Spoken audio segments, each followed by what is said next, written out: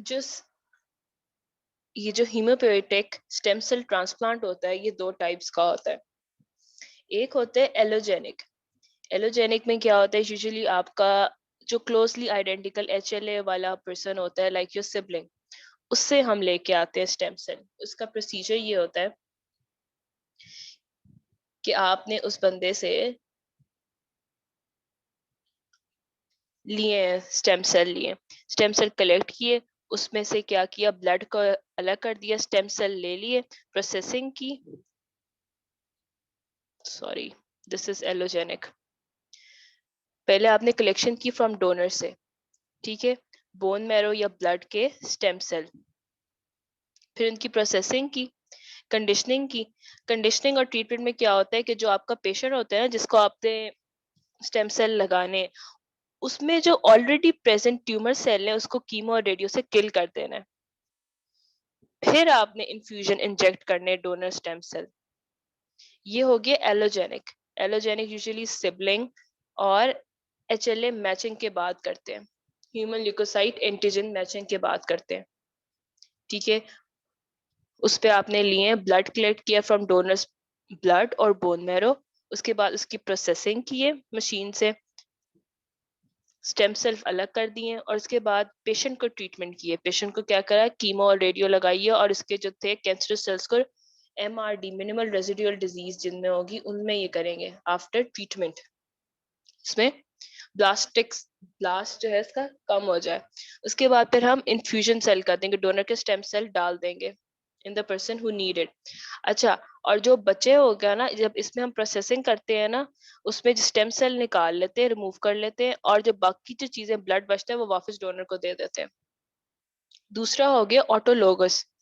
ये वाला ऑटोलोगस वाला था ना, ये हम करते हैं in lymphoma and multiple myeloma. Autologous होता है आपके अपने स्टेम सेल को हम हार्वेस्ट करें, vapour phase of liquid nitrogen में इसको प्रोसेसिंग करें और फिर आपके अंदर वापस डाल रहे हैं। ये बताती हूँ कैसे डाल रहे हैं। आपने स्टेम सेल निकाले, उनको कलेक्ट किया, प्रोसेस किया, ठीक है। बाकी जो उसको लगाई हाई डोज कीमो विद और विदाउट रेडिएशन और फिर इन्फ्यूज कर दिया। ये तब पॉसिबल है जब आपकी बोन मैरो फुली इन्वॉल्व नहीं है। लाइक मल्टीपल माइलोमा में प्रोलिफरेशन हो रही थी प्लाज्मा सेल की। अगर आप मल्टीपल माइलोमा को ट्रीट नहीं करते थे, what were the three conditions that emerged evolved? जो यूएचएस का पास पेपर क्वेश्चन है, अगर आप मल्टीपल माइलोमा को ट्रीट नहीं करते, there are three things that emerge और इवॉल्व। वो क्या चीजें होती हैं? थ्री थ्री कंडीशंस हो जाती थी।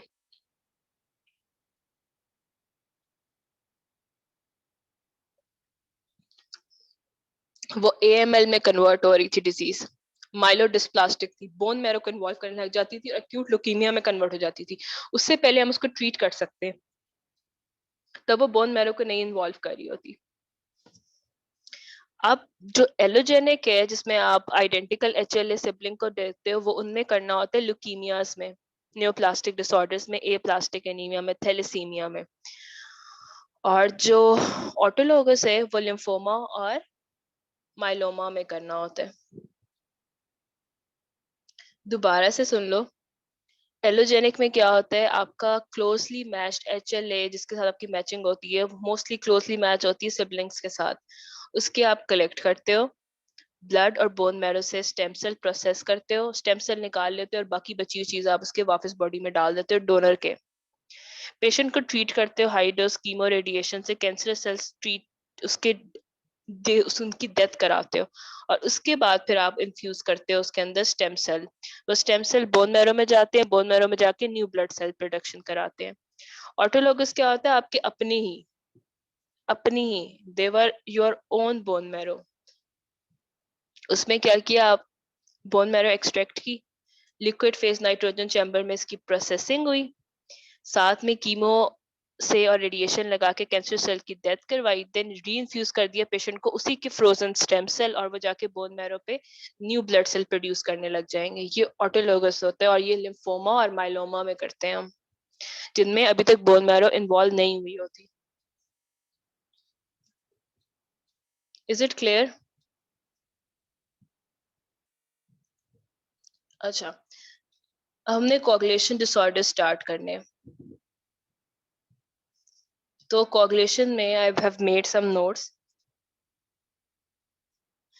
एक होता है कोगुलेशन डिसऑर्डर, उसमें हीमोफीलियाज आ जाते हैं और विटामिन के डेफिशिएंसी आती है। कोगुलेशन डिसऑर्डर का मतलब है कोगुलेशन कैस्केड्स, जैसे कि हमारा इंट्रिंसिक पाथवे और एक एक्सट्रिंसिक पाथवे।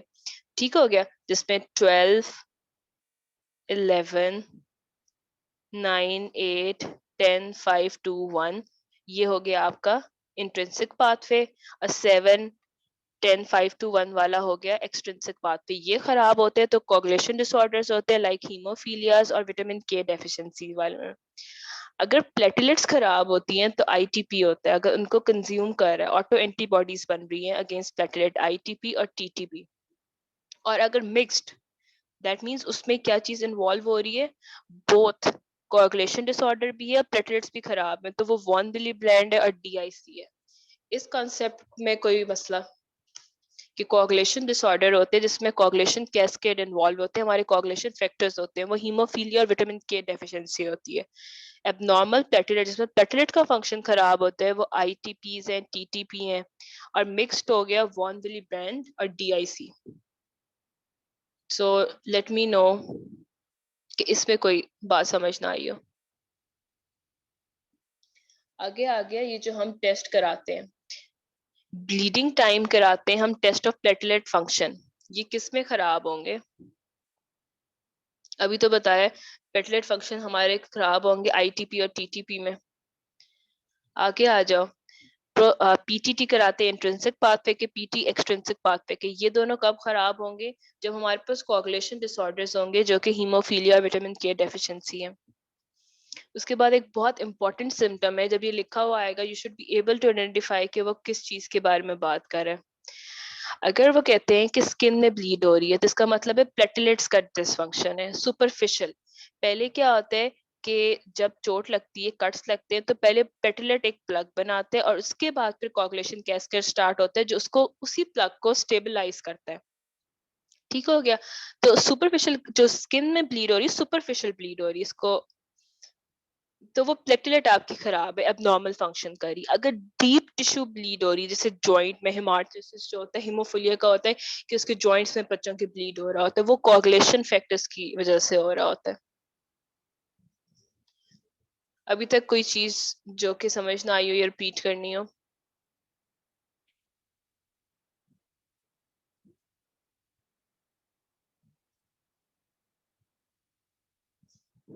कुछ भी नहीं? Okay, let's proceed.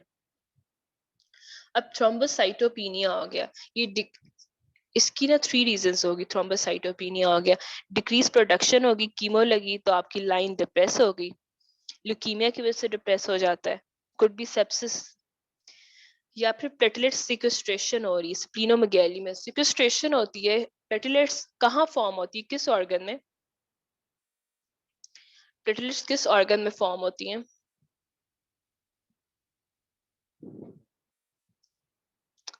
Bone marrow में फॉर्म होती हैं प्लेटलेट्स, उसके बाद वो स्प्लीन में जाती हैं। तो प्लेटलेट सिक्वेस्ट्रेशन होता है जब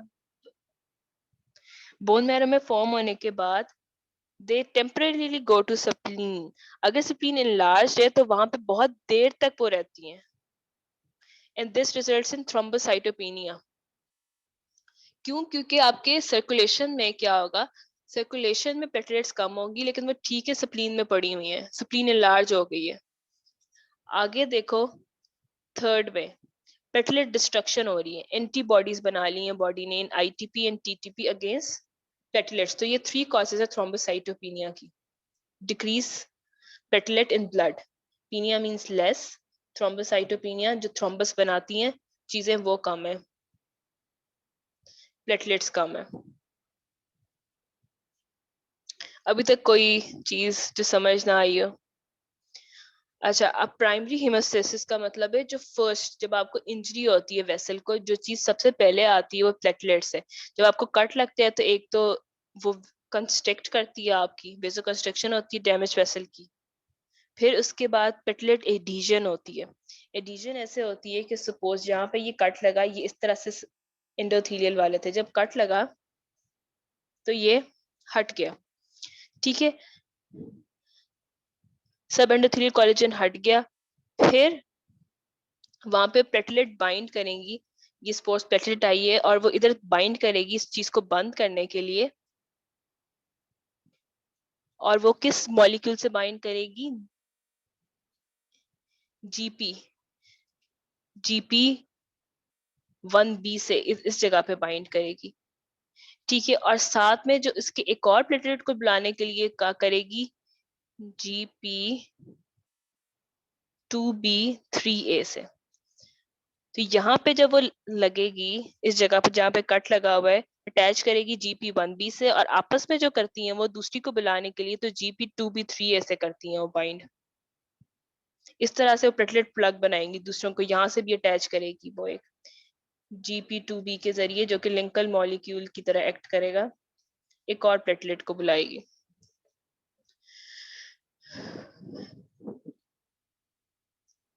यहाँ तक कोई प्रॉब्लम? प्लेटलेट एडिशन जो होगी डिस्ट्रप्टेड वेसल्स के साथ will be from GP1b receptors, और वो जो आपस में लिंक करेंगी, आपस में लिंक अप करेंगी GP2b के साथ लिंक करेंगी, और इस तरह से यूजिंग फाइब्रोनोजन वो एक प्लेटलेट प्लग फॉर्म करा देंगी। अब हम करें ITP। ITP जो है डायग्नोसिस ऑफ एक्सक्लूजन है। आपने जितनी सारी चीजें थी अगर वो सारी एक्सक्लूड कर ली है थ्रोम्बोसाइटोपेनिया की, फिर आपने कहना है कि इडियोपैथिक है, रीजन अननोन, ठीक है। थ्रोम्बोसाइटोपेनिया की ये मेजर कैटेगरीज हैं, या तो एक डिक्रीज प्रोडक्शन हो रही, कीमो चल रही, ल्यूकीमिया चल रहा है, सेप्सिस हो रहा है, पेटलेट सिक्वेस्ट्रेशन हो रही है, ये पेटलेट डिस्ट्रक्शन हो रही है, और ITP is the diagnosis of exclusion. अब जो मेन पॉइंट है इनका, इसमें एक तो इम्यून मीडिएटेड है, ऑटो एंटीबॉडीज बन रही है अगेंस्ट ग्लाइकोप्रोटीन 2b3a, इसको मार्क कर लो as MCQ, antibodies against glycoprotein 2b3a, जो कि लिंक करके बाकियों को सिग्नल करना था, they are unable to do that. अच्छा, कभी कभी अंडरलाइंग कॉज होती है connective tissue disorder, HIV, B cell malignancies, pregnancy is also one of the cause. अब इसके क्लिनिकल फीचर्स ऐसे आते हैं कि स्पॉन्टेनियस ब्लीड स्टार्ट हो जाता है अगर 20,000 से कम होगा तो। And Navashri was also diagnosed ITP. उसकी platelet count low थी and we could not find a reason for that. उसके बाद many cases of count अगर अगर 50,000 तक रहते तो फिर usually it's not treated और उसको कुछ कहते नहीं है। Please do not laugh. अच्छा, जो चिल्ड्रन में था ना, चिल्ड्रन में जो ITP स्टार्ट होता है वो आफ्टर वायरल इन्फेक्शन होता है। वायरल इन्फेक्शन क्या करती है? साइटोकाइंस इंड्यूस करती है, उससे ये ऑटो एंटीबॉडीज बन जाती है अगेंस्ट पेटलेट मेम्ब्रेन ग्लाइकोप्रोटीन 2b3a। तो आपको हिस्ट्री दी होगी, अपर रेस्पिरेटरी ट्रैक इन्फेक्शन होगी। अब the patient is presenting 5-year old patient is presenting with thrombocytopenia। इसकी जो पी फिल्म पे फाइंडिंग होगी, सारी चीजें नॉर्मल होगी, प्लेटलेट रिड्यूस होगी। और जब बोन मैरो बायोप्सी करवाओगे तो उसमें मेगाकैरियोसाइट्स आएंगी। मेगाकैरियोसाइट क्यों आएंगी? क्योंकि रिप्लेस करने के लिए प्लेटलेट की डेफिशिएंसी को बड़े बड़े प्लेटलेट्स ब्लड में आ जाएंगी। अब मैनेजमेंट है कि फर्स्ट लाइन थेरेपी में तो आप इसको ग्लूकोकॉइड्स दोगे फॉरेन एंटीबॉडी प्रोटेक्शन को और फेगोसाइटोसिस ऑफ इनको रुकाने के लिए। सेकेंड में आपने IVIG देनी, but it's very expensive. IVIGs are very expensive. और स्टेरॉइड्स देने के कुशिंगनॉइड जैसे जो होते हैं आपका फीचर्स आना शुरू हो जाते हैं। अच्छा, IVIG क्या करती है? ब्लॉक कर देती है FC receptors on macrophages in spleen. अब जब ये एंटीबॉडीज लगी होती हैं, ऑटो एंटीबॉडीज इन प्लेटलेट्स के ऊपर, जब ये स्प्लीन में जाते हैं तो वहां मैक्रोफेजेस इनको खा जाते हैं, इसीलिए प्लेटलेट्स की डेफिशिएंसी हो रही है। अगर हम स्टेरॉइड्स देंगे तो वो तो फेगोसाइटोसिस को स्टॉप कर देगा ना, कंप्लीटली आपकी WBC काउंट को डिक्रीज कर देता है, और ना वो काम करते हैं, उनकी माइग्रेशन भी स्टॉप करा देता है। IVIG देंगे तो ये वाली एंटीबॉडी जाके बाइंड कर जाएगी macrophage, block the FC receptor और मैक्रोफेजेस, और हमारी वो जो है ना एंटीबॉडीज लगी हुई प्लेटलेट्स वो बच जाएंगी। तीसरा क्या कर सकते हैं? हम प्लेटलेट इन्फ्यूज कर सकते हैं। अच्छा, अब जो है ना एक सेकेंड लाइन थेरेपी आई है थ्रोम्बोपोइटिन रिसेप्टर एगनिस्ट, एल ट्रोम्बोपैग, ठीक है, एल ट्रोम्बोपैग आया। और ये थ्रोम्बोपोइटिन जो होता है ना ग्लाइकोप्रोटीन हार्मोन होता है जो कि लिवर और किडनी जो है प्रोड्यूस करती है। ये जो थ्रोम्बोपोइटिन रिसेप्टर एगनिस्ट आए हैं ना, ये थ्रोम्बोपोइटिन की एक्टिविटी को इंक्रीज कराते हैं। ये स्टिमुलेट करती है production and differentiation of megakaryocyte. यानी अगर थ्रोम्बोपोइटिन देते हैं जो किडनी और लिवर से सिक्रीट होता है, वो माइलॉइड स्टेम सेल पे बनता है, मेगाकैरियोसाइट्स ब्लास्ट बनते हैं, कैरियोसाइट्स बनते हैं, देन प्लेटलेट्स बनते हैं। तो ये इस लीनियर से इंक्रीज कराता है। ये सेकेंड लाइन थेरेपी आई है, रिलेटिवली वेरी न्यू। और most of the clinicians do not give it to patient. ये बहुत न्यू आई है and still in clinical trials. अच्छा, तीसरा काम क्या कर सकते हैं हम, स्प्लीनेक्टमी भी कर देते हैं इन लोगों की। स्प्लीनेक्टमी करते हैं तो हमें वैक्सीनेशंस देनी पड़ती हैं। कौन कौन सी 2 वैक्सीनेशन देनी पड़ती हैं, नीमोकोकल की और मेनिंजियोकोकल की।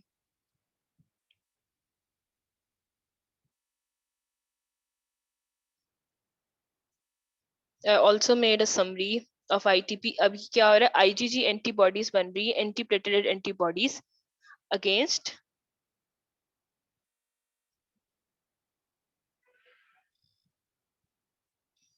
Against G2B3A receptors of antibodies. और ये एंटीबॉडी एंटीजन कॉम्प्लेक्स जो है डिस्ट्रॉय होता है स्प्लीन में मैक्रोफेजेस इनको कहा जाते हैं। फिर बोन मैरो प्रोडक्शन प्लेटलेट्स की इंक्रीज करती है तो मेगाकैरियोसाइट्स को रिलीज कर देती है, उनकी फुल मैच्योरेशन डिफरेंशिएशन नहीं होती। और ये यूजुअली चाइल्ड बेयरिंग एज में, if a child presents to you with ITP तो उसमें क्या होता है, वायरल की हिस्ट्री होती है।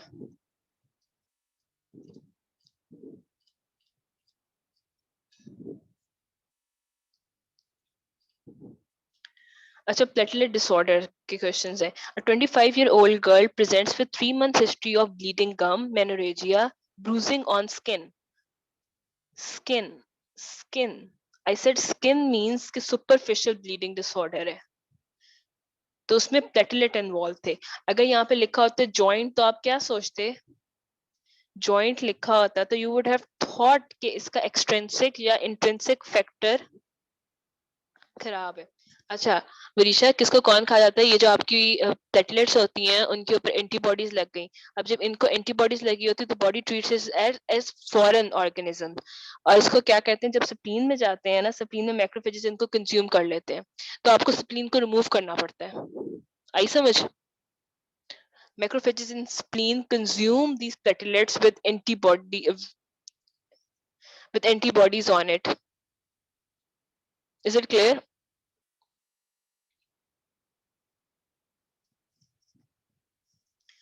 On physical examination, there is no palpable lymphadenopathy or splenomegaly.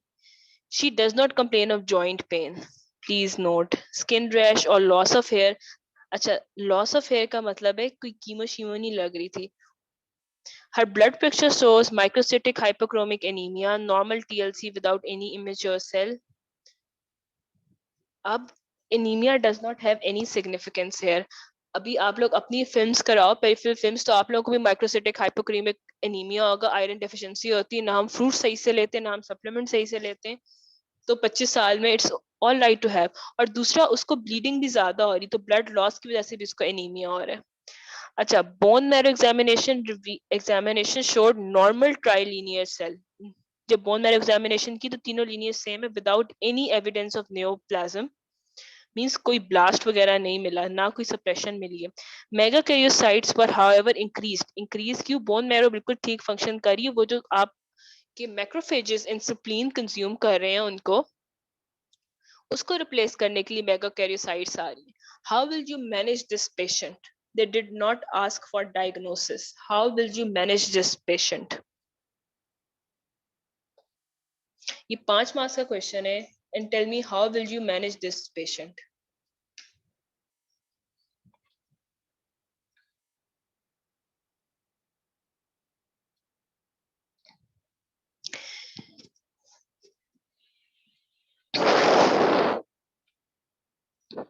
शाबाश, इसको इन्वेस्टिगेट तो लिखो पहले।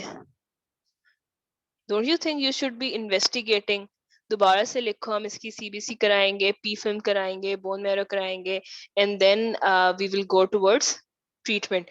ट्रीटमेंट में जितनी प्लेटलेट काउंट आएगी उसके मुताबिक हमने इसका ट्रीट करना है ना।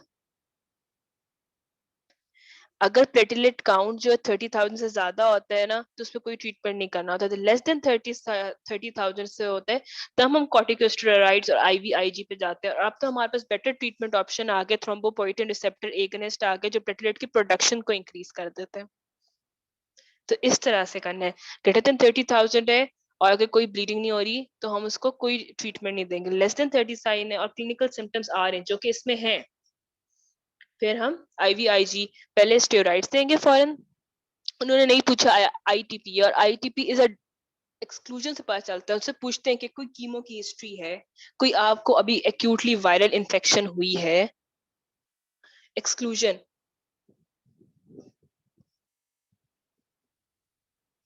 स्प्लीनोमेगेली क्यों हो रही है आईटीपी में?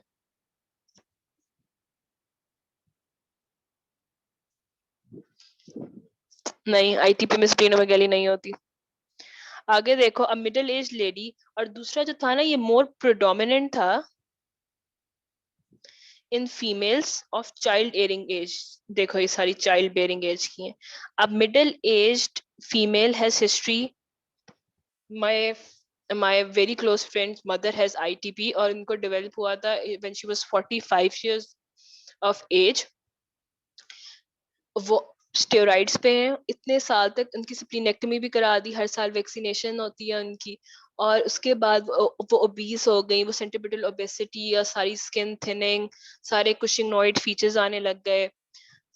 फिर उनको, अब उनको पता चला कि हमारे पास ये थ्रोम्बोपोइटिन रिसेप्टर एगनिस्ट होते हैं जो कि हम दे सकते हैं।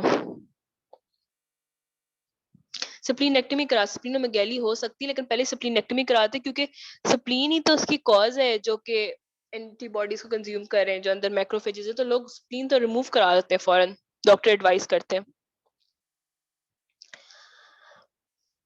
Why don't we see splenomegaly? क्योंकि हम रिमूव करा देते हैं हम लोग फौरन ही, क्योंकि एज अ कॉज ट्रीट करते हैं उसको। एंटीबॉडीज वहां पे जाते हैं, प्लेटलेट पे जो एंटीबॉडीज लगी होती हैं, तो उनको क्या स्टार्ट हो जाती है, मैक्रोफेजेस फेगोसाइटोसिस स्टार्ट कर देते हैं। तो इसलिए स्प्लीन को रिमूव करवा देते हैं। इतनी देर तक नहीं होता कि स्प्लीनोमेगैली स्टार्ट हो जाए। अगर लॉन्ग कोर्स रन करे तो स्प्लीनोमेगैली हो जाएगी, क्योंकि वो ओवर एक्टिविटी कर रही है। बट जैसे ही हमें पेशेंट प्रेजेंट करते हैं साइन एंड सिम्टम, हम उसकी फौरन स्प्लीन रिमूव करा देते हैं। A middle-aged female has a history of easy bruising, bleeding from guns for past 3 months. On examination, she has multiple small red spots on which do not blanch on pressure. Investigation reveal increased bleeding time. Bleeding time किस चीज का measure होता है? Bleeding time is a measure of platelets का measure है। Bleeding time for platelet. Normal PT का मतलब है कोagulation कैस्केड जो आपका बिल्कुल ठीक चल रहा है। अब प्लेटलेट काउंट जो है 50,000 है। What is your diagnosis? Most likely ITP. पहले आप लिखोगे थ्रोम्बोसाइटोपिनिया, फिर लिखोगे if no cause is found then ITP.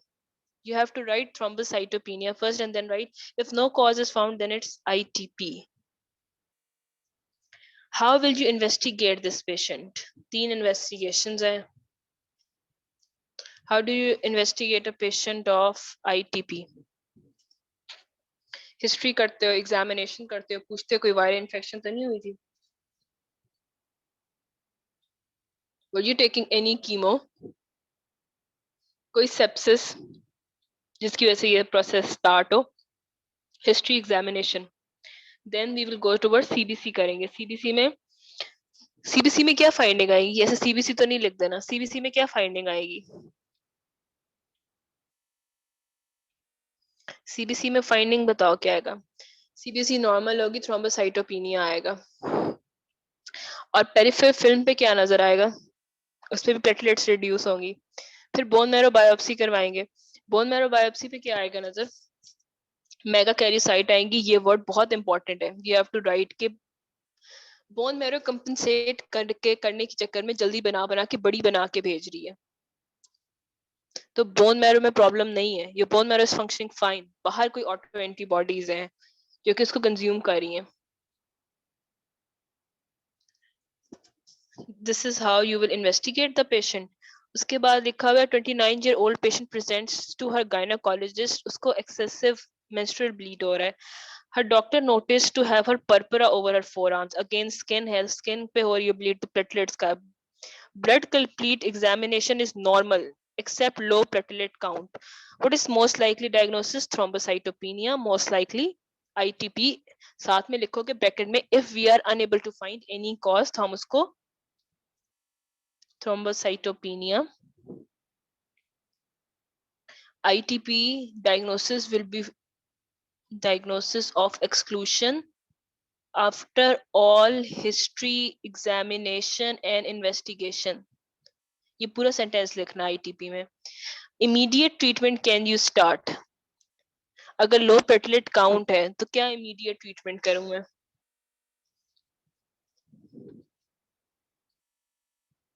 किसी बंदे का लो ट्रांसफ्यूज कर दो, प्लेटलेट ट्रांसफ्यूज कर दो, प्लेटलेट्स ट्रांसफ्यूज कर दो. What do you expect the bone marrow to show an examination? Bone marrow पे क्या फाइंडिंग आती है? मेगा कैरियोसाइट्स इन कंपनसेशन, वो गंदी गंदी बड़ी बड़ी बना के पे फिल्म पे नजर आ जाएंगी. What is the short and long term treatment? अच्छा, what is the short and long term treatment? What is the short and long term treatment? अच्छा, शॉर्ट टर्म में हम आईवी स्टेरॉइड्स और आईवी आईजी कराते हैं. आईवी आईजी जो है ना बहुत एक्सपेंसिव है. लॉन्ग टर्म में हम स्प्लीनेक्टमी रिमूव कर देते हैं और ओरल स्टेरॉइड्स पे ले आते हैं. अब प्लीज ये भी लिखना कि सेकंड लाइन हमारे पास एक अच्छी चीज आ गई है. ठीक है, थ्रोम्बोपोइटेन रिसेप्टर एगनिस्ट आ गए हैं हमारे पास, एल ट्रोम्बोपेग, उनको हम यूज करते हैं. ये देखो फर्स्ट लाइन में क्या होता है, high dose steroid prednisolone dexamethasone IVIG platelet infusion. Second line हमारे पास आ गए थ्रोम्बोपोइटिन, और हम स्प्लीनेक्टमी करते हैं. इम्यूनोसप्रेसेंट्स भी हम यूज कर सकते हैं, साइक्लोस्पोरिन और माइक्रोफिनोलेट्स. अच्छा, साइक्लोस्पोरिन्स और माइक्रोफिनोलेट्स ए प्लास्टिक एनीमिया भी कॉज कराते हैं. एक चीज से बचाते हैं, दूसरी चीज स्टार्ट हो जाती है. इन्वेस्टिगेशन 3 आपने देखनी है. सीबीसी, सीबीसी में प्लेटलेट कम होंगी, पी फिल्म पे प्लेटलेट कम होंगी, बोन मैरो पे मेगा कैरियोसाइट्स इंक्रीज होंगे.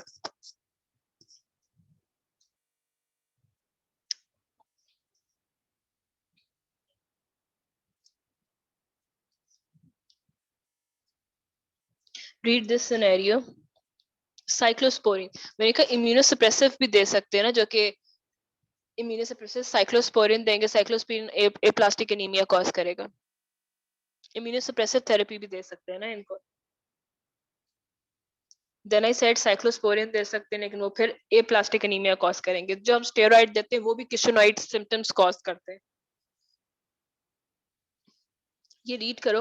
A 3-year-old child developed bruising and generalized petechial rash, more prominent over legs. There is past history of respiratory infection. The classical scenario. 2 weeks ago, there is no hepatosplenomegaly, lymphadenopathy. Physical examination is otherwise normal. Investigation show normal hemoglobin, hematocrit.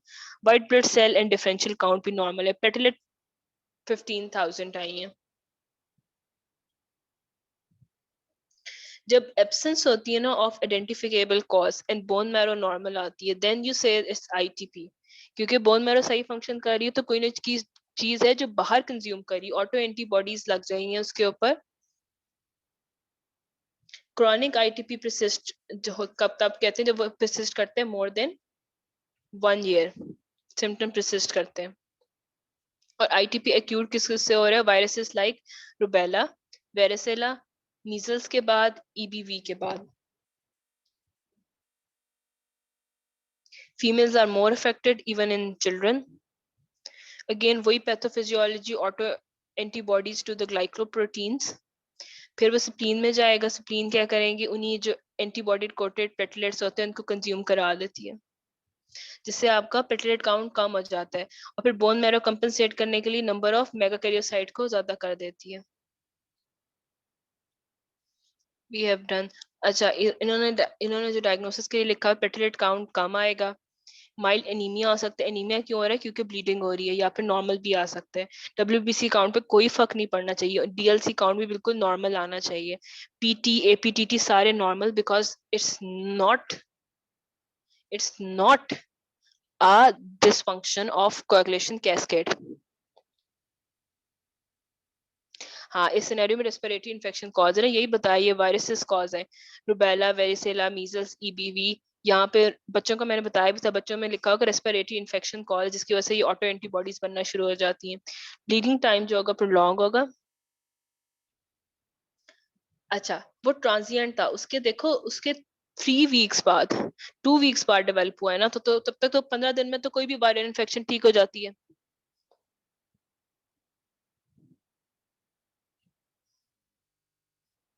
Even Covid भी हमें 2 weeks की leave मिलती है ना, उसके बाद तो हमारी सारी वायरल इन्फेक्शन ठीक हो जाती हैं, तो उसका डब्ल्यूबीसी काउंट भी ठीक हो जाता है।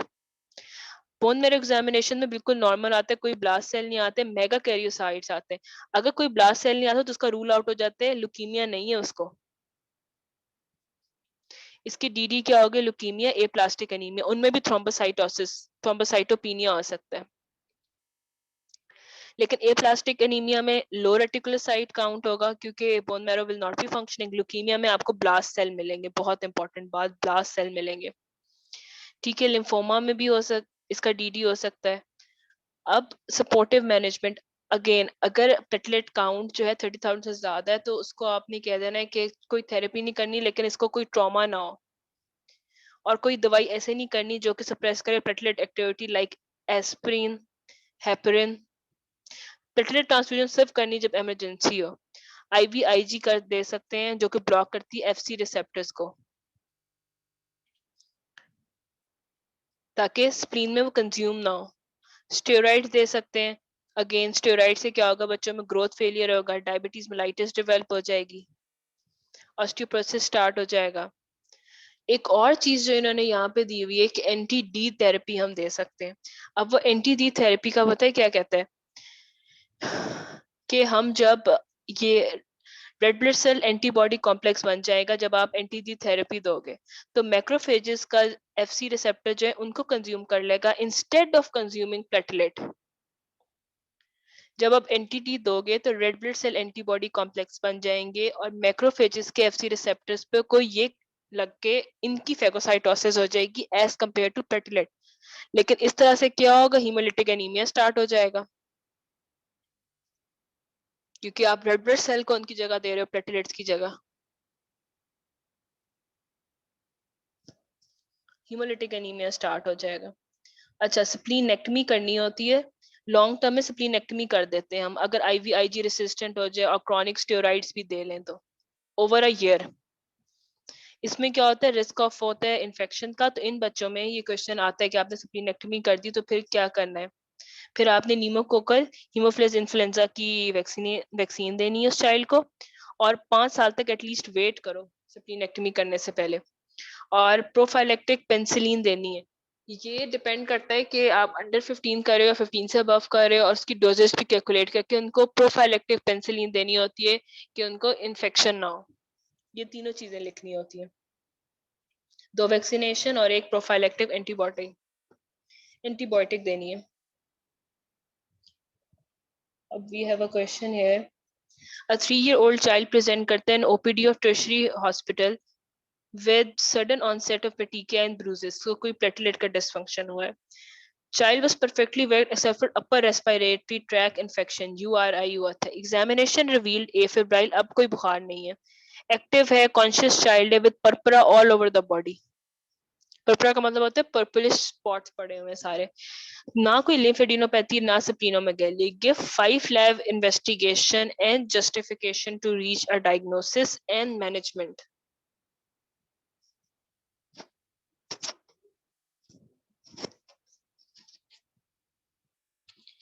दे did not ask you for diagnosis. Diagnosis of exclusion तब बनेगा जब आप सारी चीजों को बताते जाओगे कि अगर उसमें कोई कॉज नहीं मिल रही, बोन मैरो बिल्कुल ठीक फंक्शन कर रही, सीबीसी पे सिर्फ प्लेटलेट लो आएंगी।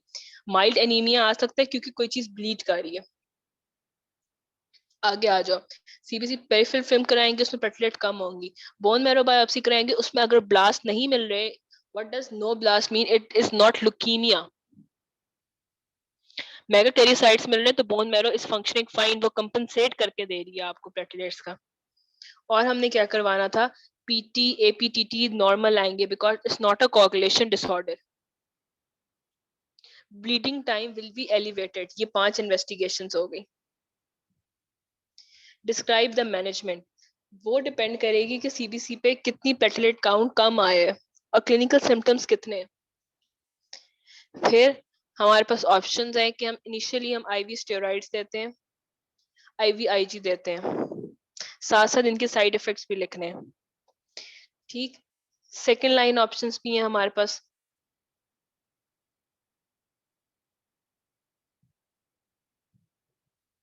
आईवीआईजी कैसे वर्क करती है वरीशा?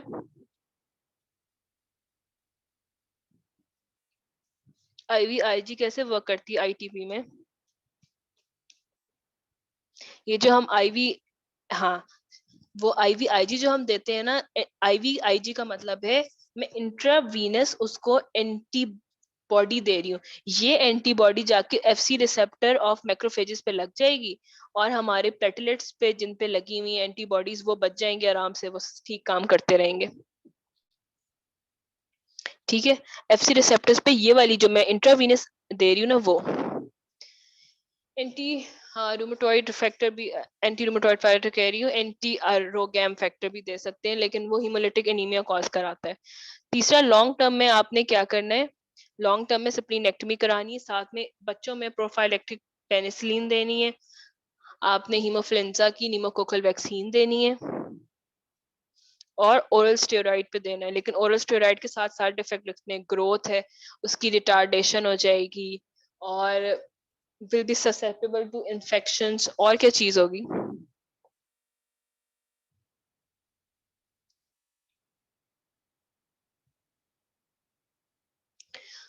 बच्चों में देनी होती है, यूजुअली अंडर 15 में करते हैं, देते रहना होता है उनको 10-12 साल तक, प्रोफाइलेक्टिव कि उनको इन्फेक्शंस ना हो। और साथ लिखना भी है जो हम, और जो स्टेरॉइड्स दोगे उससे क्या क्या डायबिटीज उनको डेवलप हो सकती है, they are more likely to have infections, obesity होगी, ग्रोथ रिटार्डेशन होगी। अच्छा, इसके बाद हमने करना है डीआईसी और टीटीपी। पहले हम कर लेते हैं टीटीपी। जो वॉन विली ब्रांड फैक्टर होता है ना, वो पहले मोनोमर में होते हैं एंडोथेलियल सेल्स में। ठीक है, एज अ मोनोमर होते हैं एंडोथेलियल सेल्स में, देन वो डायमर बनता है ईआर में, एंडोप्लाज्मिक रेटिकुलम में। मल्टीमर बनता है वो गोल्जी अपरेटस में। जो मल्टीमर होता है वो ऑब्स्ट्रक्ट करता है ब्लड फ्लो, उसको हम ऐसे एज ए स्टोर करके रख लेते हैं वेबल पिलाडी बॉडीज में, जो कि स्टोरेज ग्रेन्यूल्स हैं of endothelial cells.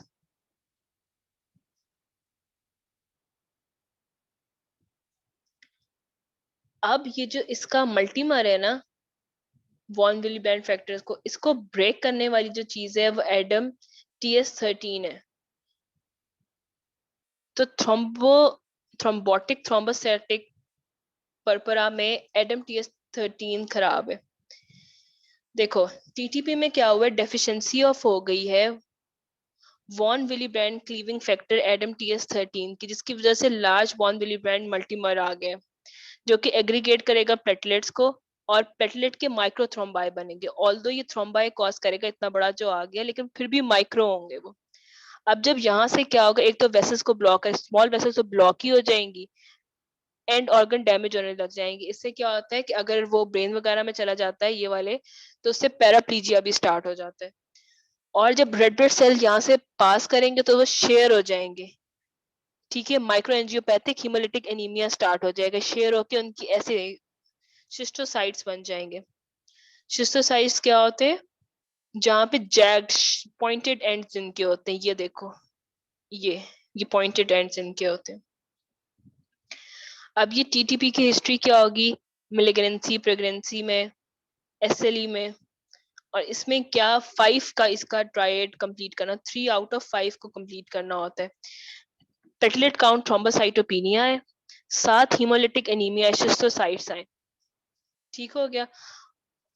Third neurological symptoms आए, डिलीरियम, सीजर, स्ट्रोक आए, विजन बंद हो रहा, कॉन्शियसनेस ऑल्टर हो रही हो, और फिर एक्यूट किडनी इंजरी हो रही हो। अगर किडनी में जाएगा वो थ्रोम्बस तो किडनी को इंजरी करा रहा, साथ में फीवर हो।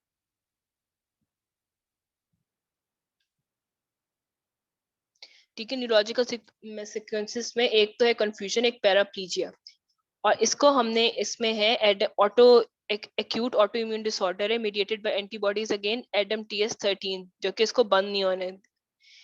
ये देखो वॉन विली बैंड फैक्टर्स है यहाँ पे, TTP में क्या हो गया, इतने बड़े ये बन गए, मल्टीमर्स बन गए।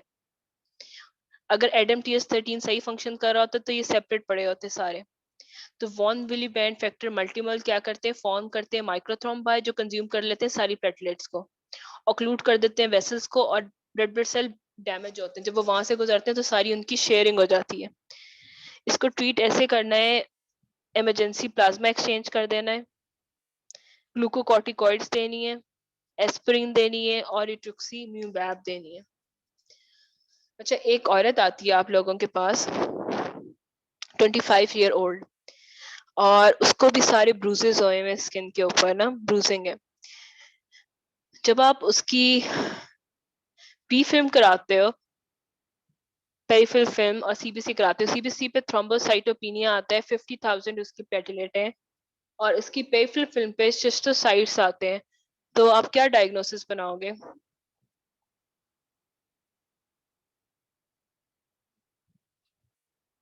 25 ईयर ओल्ड आई है, पूरी बॉडी पे ब्रूसेस पड़े हुए हैं।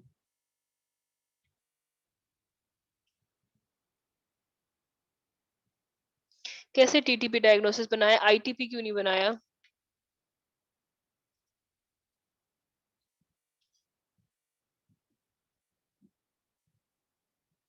TTP कैसे पहुंचे हो? हाँ, क्योंकि पेरिफेरल फिल्म पे हमें रेड ब्लड सेल्स की शेप चेंज मिली थी, शिस्टोसाइट्स मिल जाए हमें।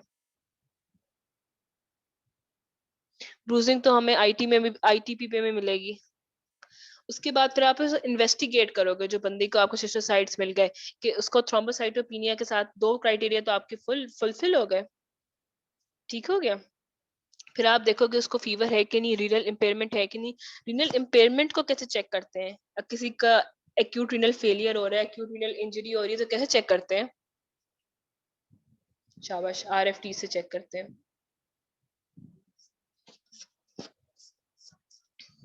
RFT से चेक करते हैं। अच्छा, इसमें देखो ITP और TTP को कैसे डिफरेंशिएट करना है। ITP में सिर्फ प्लेटलेट्स कम थी, PT APTT दोनों की बिल्कुल ठीक है। TTP में क्या है, प्लेटलेट कम है, साथ हीमोलिटिक एनीमिया है। पी फिल्म पे हमें क्या नजर आ रहा है, यहाँ पे शेयर्ड रेड ब्लड सेल नजर आ रहे हैं जिनकी पॉइंटेड एजेस बने हुए हैं, साथ में फीवर कंफ्यूजन भी है TTP में।